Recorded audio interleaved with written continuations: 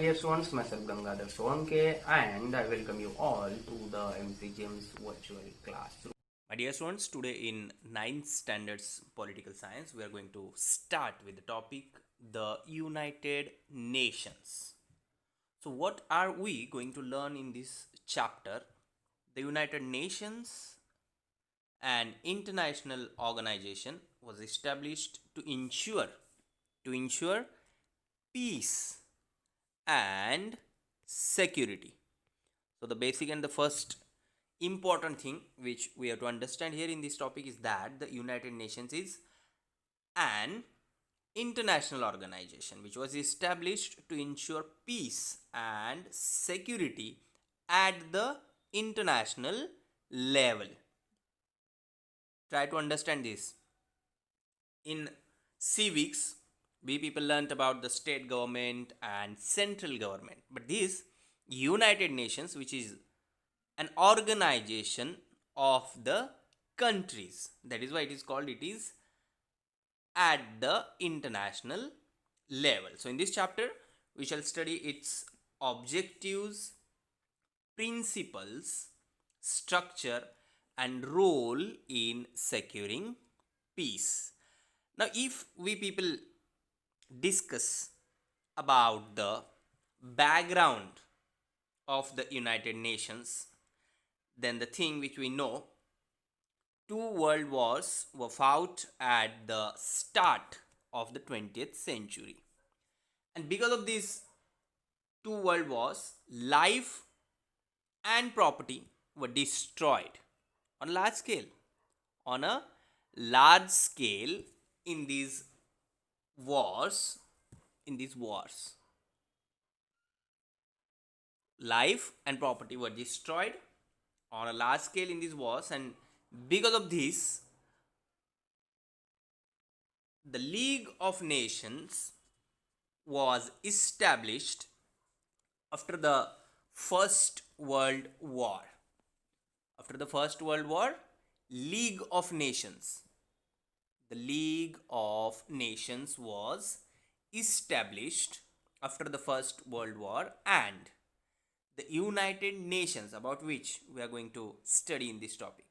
The United Nations was established after the Second World War out of a realization that there has to be a mechanism to establish world peace. So the basic thing behind the formation of or establishment of the League of Nations or the United Nations was to security and to maintain peace in the world.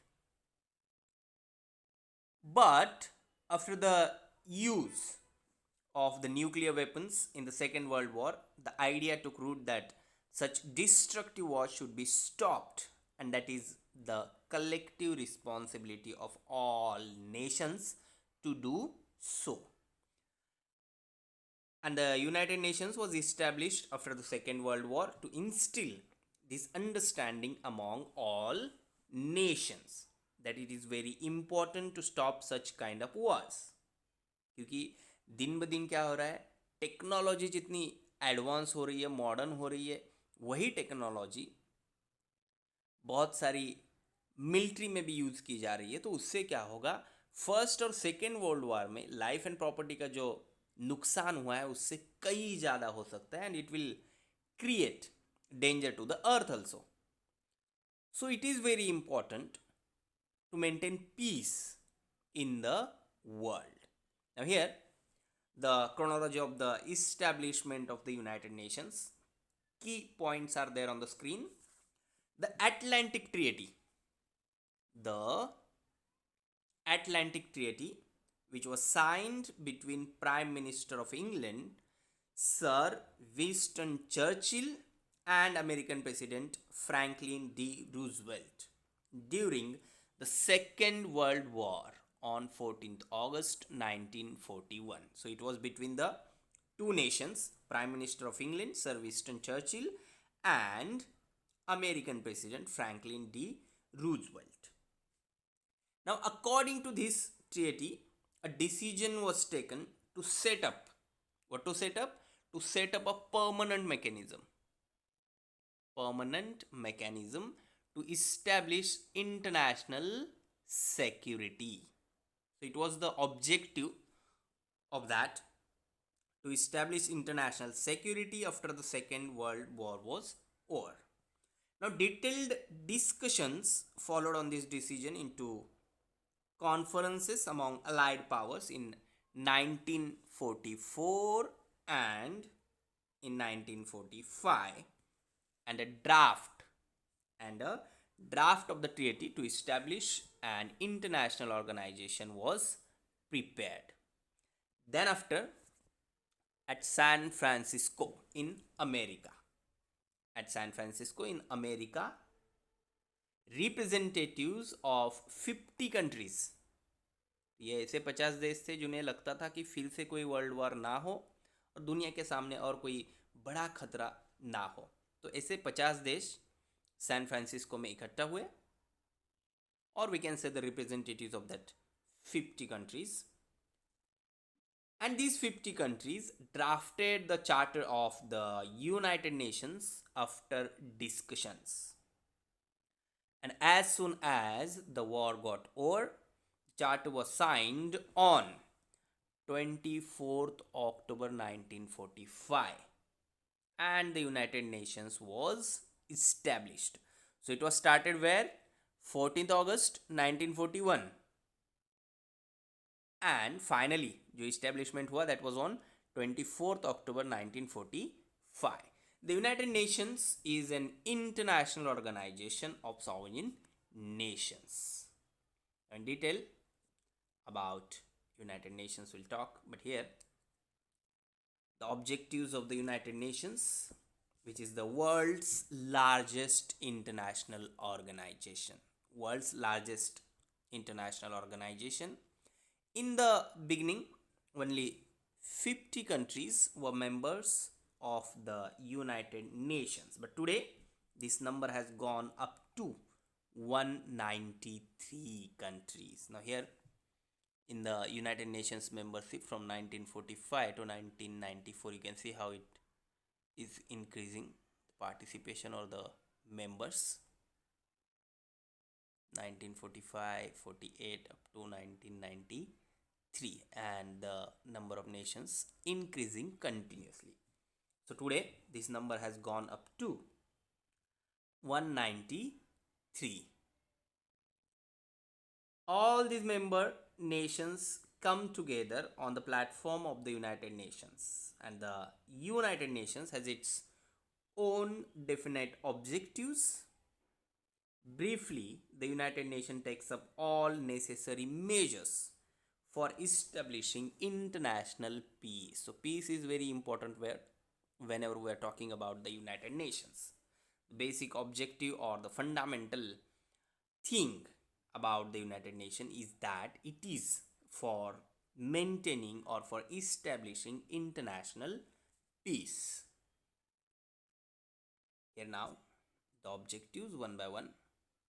To establish friendly relations among nations without any kind of tension, without any kind of stress. It is very important to establish friendly relations.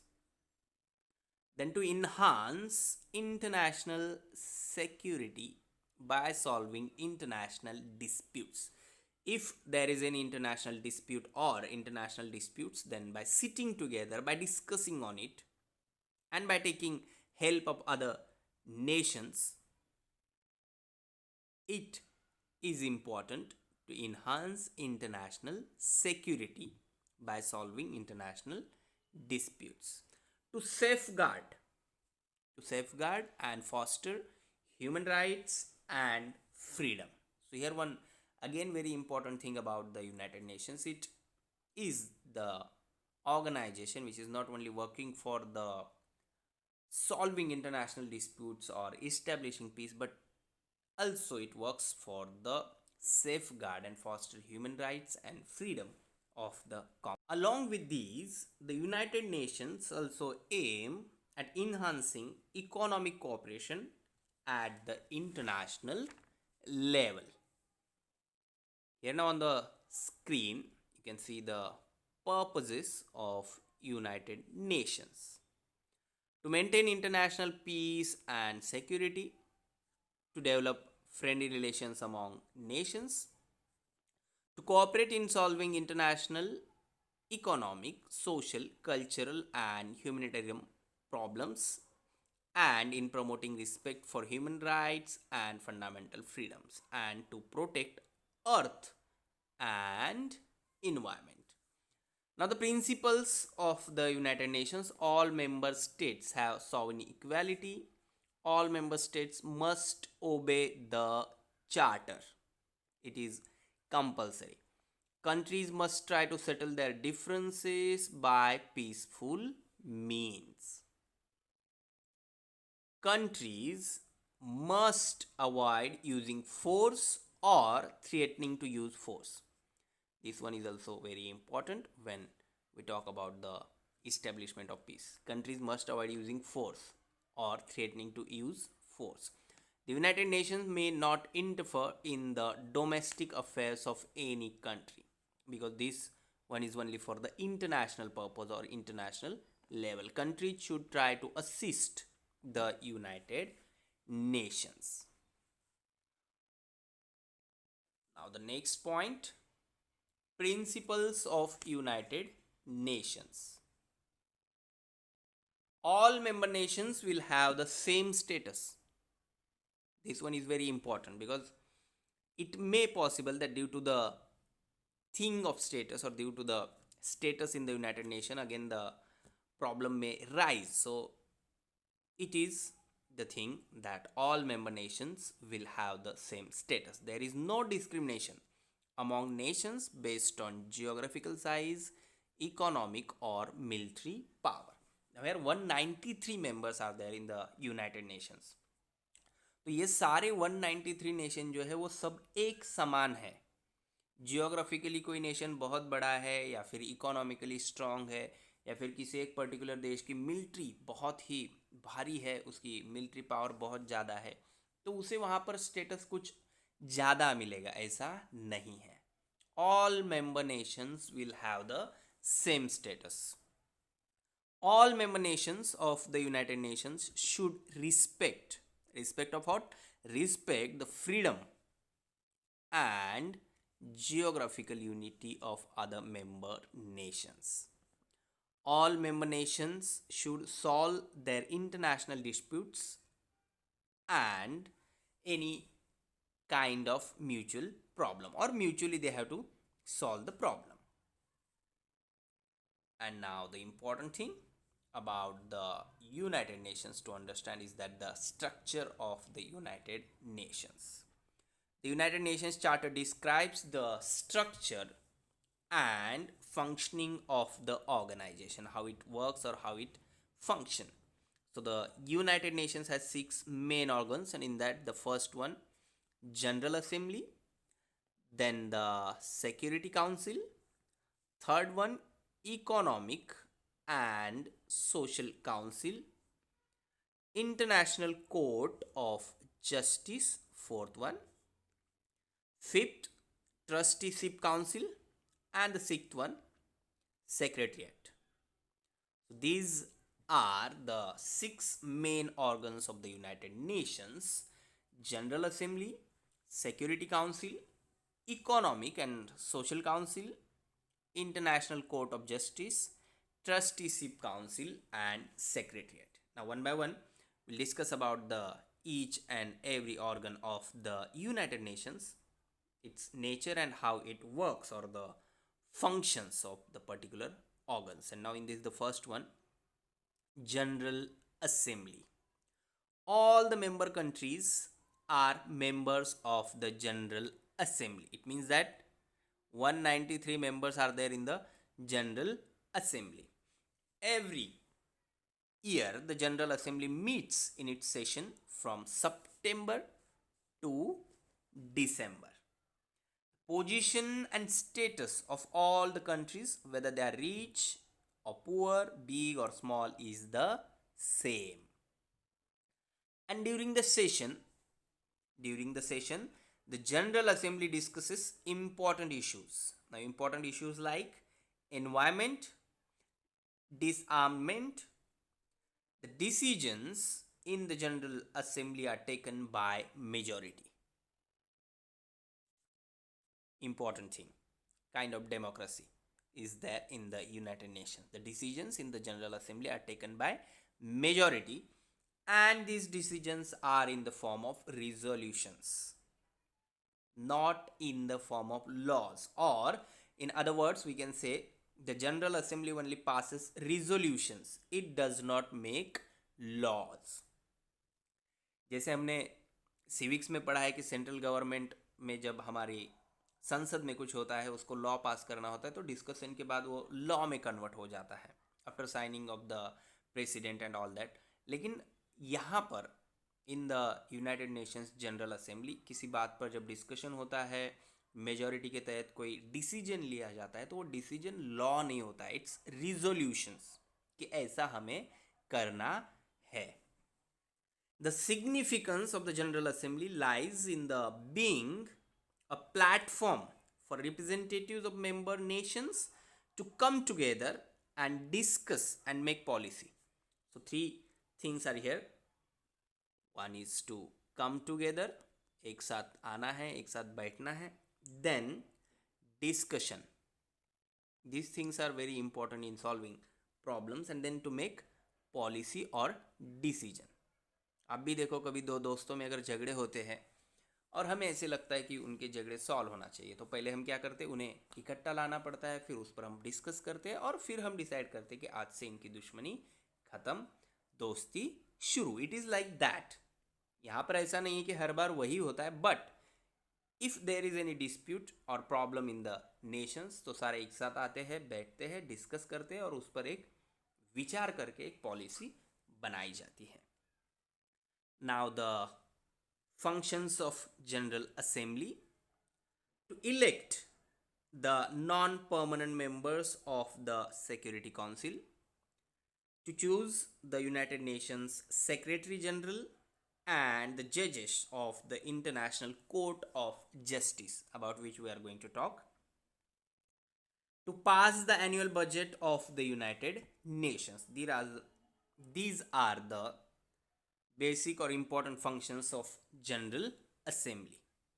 To oversee the budget of the United Nations, appoint the non-permanent members to the Security Council, receive reports from other part of the United Nations, and make recommendations in the form of General Assembly resolutions. Next one now, Security Council. Security Council, which is responsible for maintaining international peace and security. It is in the name only. Security Council, responsible for maintaining international peace and security.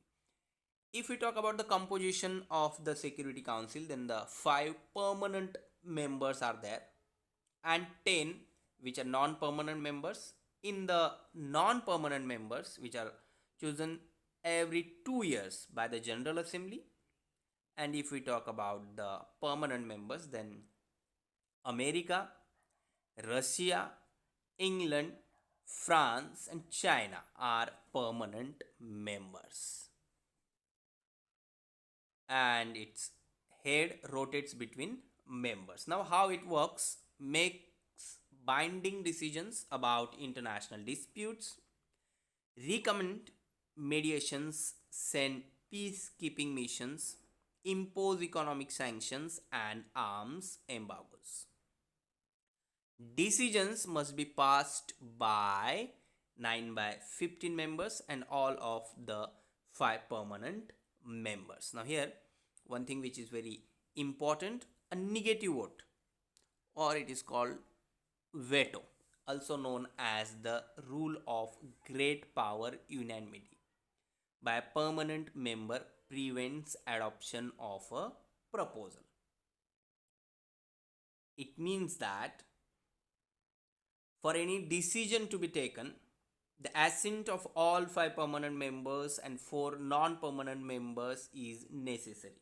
It means altogether 9, 5 permanent and 4 non-permanent. But if even one of the 5 permanent member uses his veto, that is gives a negative vote, the decision cannot be taken.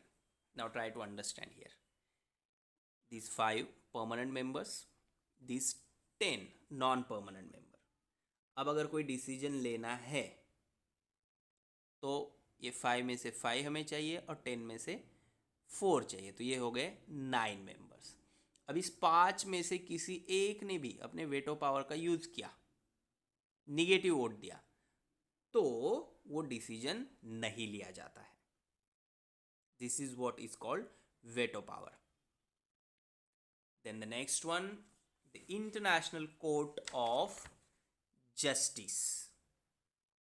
International Court of Justice means the judicial branch of the United Nations. The International Court of Justice is located at The Hague in the Netherlands. There are 15 judges. How many? 15 judges in the International Court of Justice, and they are chosen by the General Assembly and the Security Council. Every judge has tenure of 9 years. So its main function, which are to settle legal disputes submitted to it by states and to provide advisory opinion on legal questions submitted to it by duly authorized international organs, agencies, and the UN General Assembly.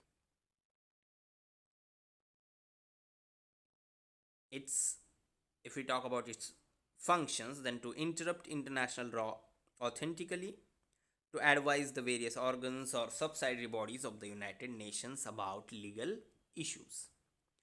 Then the next thing, the Secretariat. It provides studies, information, and facilities needed by United Nations bodies for their meetings. Kind of documentation we can say, or the research. It also carries out tasks as directed by the United Nations Security Council, the United Nations General Assembly, the United Nations Economic and Social Council, and other United Nations bodies.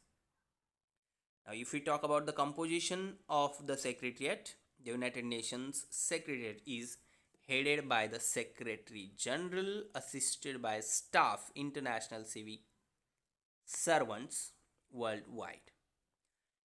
Each United Nations member country is enjoined to respect the international character of the Secretariat and not seek to influence its staff. The Secretary General alone is responsible for staff selection. Next one, in the organs of the United Nations, agencies of United Nations, if we talk, there are approximately 60 agencies of United Nations which works in different fields. Of them, there are 7 specialized agencies, which includes Food and Agricultural Organization, International Labour Organization, International Monetary Fund, that is IMF, United Nations Educational, Scientific and Cultural Organization, that is UNESCO, United Nations Children's Fund, that is UNICEF, World Bank, World Health Organization, United Nations ECOSOC. It is responsible for coordinating the economic, social and related work of 14 United Nations specialized agencies, their functional commissions and 5 regional commissions. Economic and Social Council. They are selected by the General Assembly and each member has a tenure of 3 years, and each year 1/3 of the members are newly chosen. Decisions are taken by majority vote. Now if we talk about the functions of the Economic and Social Council, then initiate discussions at the global level on issues like poverty in the different parts of the world, unemployment, second important thing, economic and social inequality, and suggest policies to tackle these problems. So here one thing which is important again, it economic and social council not only discuss about the problem, but it also suggests the solution that how to solve the problem. Discuss issues like women's questions, empowerment of women, human rights, fundamental freedoms, global trade, health related issues, and make decisions on these issues. Make efforts to establish cultural and educational cooperation at the international level.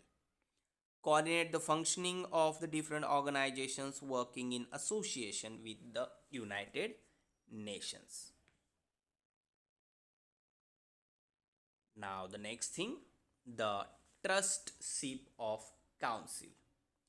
After the Second World War, the territories that were undeveloped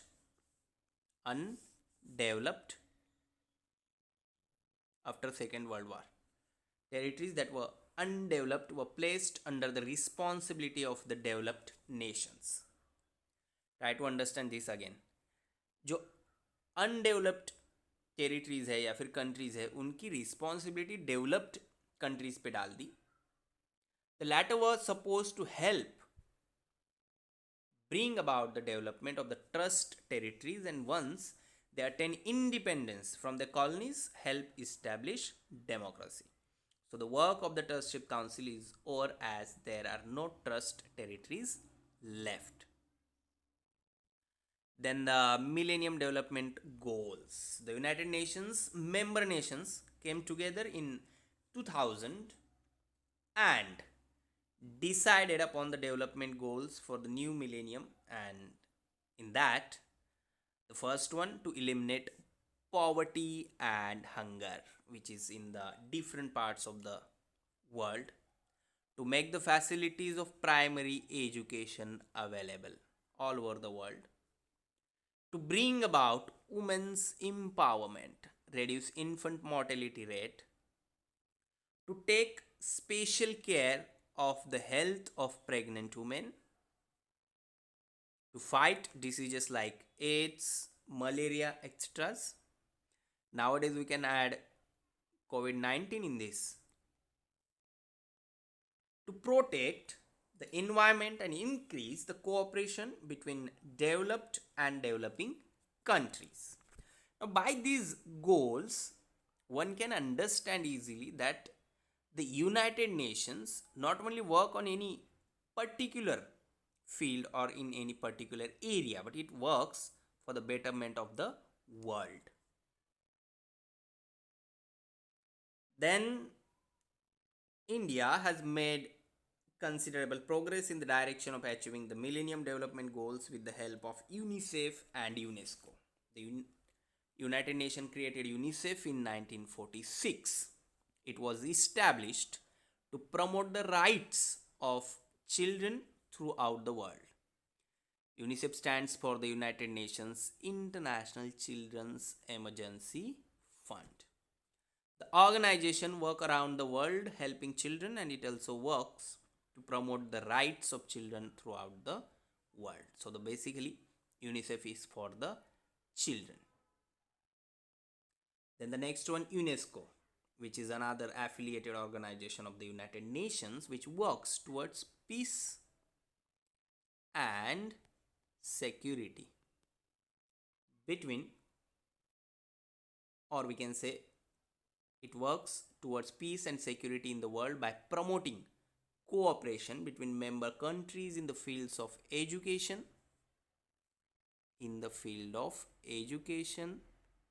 science and culture.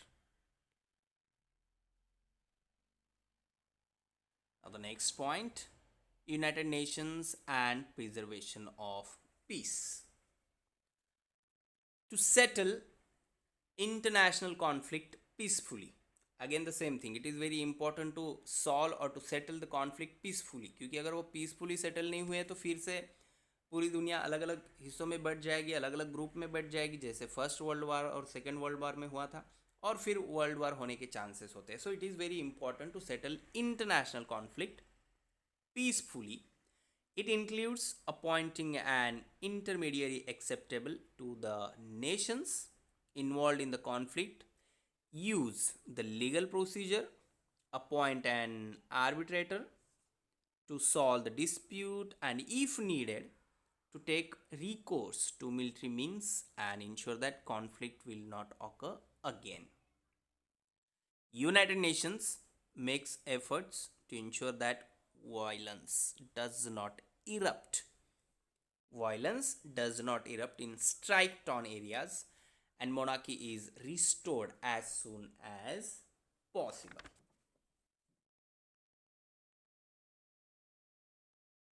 Next thing now, United Nations peacekeeping and preservation of peace. Prevention of conflict and mediation actually establish peace, not on the paper, implement the measures of protecting peace and peace building. So the peacekeeping activity of the United Nations involve creating appropriate circumstances favorable for bringing about permanent peace in strife-torn areas. Now the next and the last point of the topic, the United Nations and India. India had participated in the different conferences that were held before the establishment of the United Nations. United Nation establish होने के पहले से ही Indian representatives were there in the discussion. India had participated in bringing issues like decolonization, disarmament, racial segregation on the United Nations platform. In 1946, India was the first country to raise the question of racism in the United Nations. India has always led the discussions about the problems of undeveloped and developing countries. India has always sent her troops to participate in the United Nations peacekeeping forces. So it is evident from the foregoing analysis that India makes serious efforts to solve international conflicts by peaceful means, and at international level our country is also known for the peace. So this was all about the United Nations, its structure, its objective, its principle, and its role in securing peace. Please subscribe the channel and press bell icon to get notifications. So my dear students, this is all for today. Thank you very much. Stay home, stay safe, take care.